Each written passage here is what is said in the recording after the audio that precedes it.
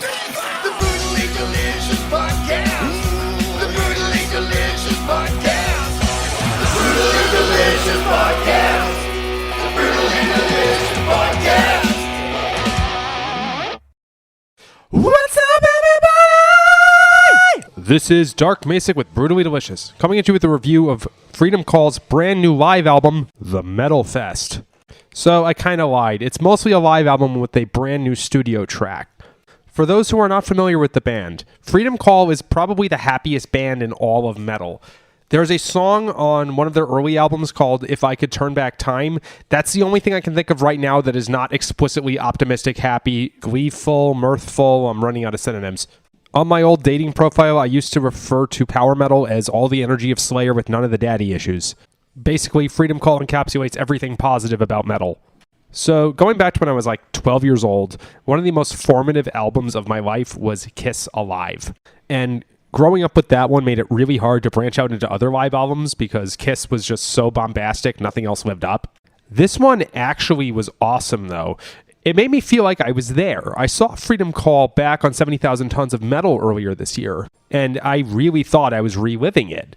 All of the stage directions, things like jump, jump, jump. I'm sitting here in front of my computer, but it's still making me feel like I'm at a show. The sound quality is really great. Oftentimes, the guitars from live albums sound pretty mushy. Of course, if you haven't noticed before, guitars in studio albums usually don't sound like the band's live sound.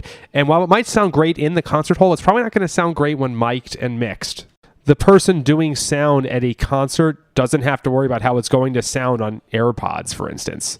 But somehow, this one sounds both like a live show and a lot like Freedom Call's studio stuff. I was very impressed. I was very wary going into this, but I walked out really pleased.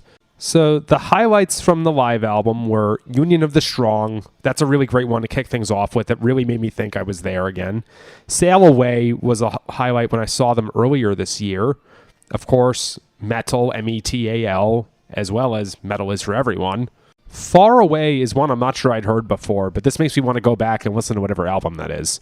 But I think the real masterpiece here is the new song, which is ironically the title track, The Metal Fest. So this song does use bagpipes as a melody instrument, but otherwise it's not that different from any other Freedom Call track, except it's better. I listened to it 3 fucking times in a row.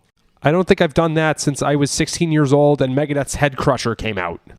I really shouldn't have to say this for Freedom Call or any other power metal band, but of course the chorus slaps really hard. It literally opens up with Freedom Call is back. I don't know how well that's going to age, but I don't think they've put out an album since 2019, so it hit me hard. Elements of the song sound kind of like, I'm going to take a lot of shit for saying this, pop punk.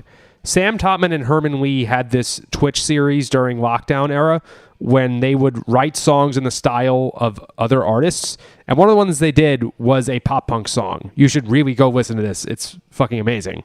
I'm not saying that Freedom Call sounds like Green Day, but in terms of how they approach their songwriting, it is just as catchy. They both go for big hooks and big choruses and things that will grab you. And with Freedom Call in particular being so optimistic and joyous, it's actually not that far off compositionally speaking. It's just this one has double bass drumming and very great singing that other pop punk bands don't. There was a section of the song towards the end that also made me think of the connection between power metal and show tunes. Again, I can hear every metalhead getting pissed at me for comparing it to something so normie, but the vibes they're going for are the same, and I think it's awesome. So, ironically enough, I'm reviewing a live album here, and the main thing I'm praising is the studio track on it.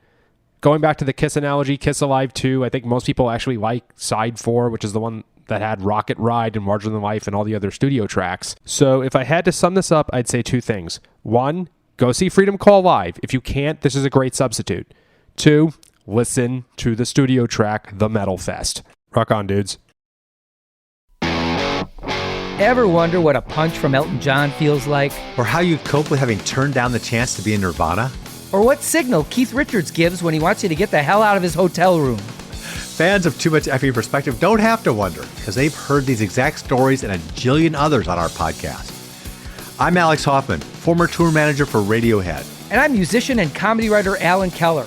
On the TMEP show, we get guests like Nancy Wilson from Heart, Jeremiah Freitz from the Lumineers, and Modern Family's Julie Bowen to tell us things they may have only shared with their therapist, clergy, or a TMZ stringer. So join us on Too Much Effing Perspective. That's EFFING Perspective. The only podcast you crank up to 11.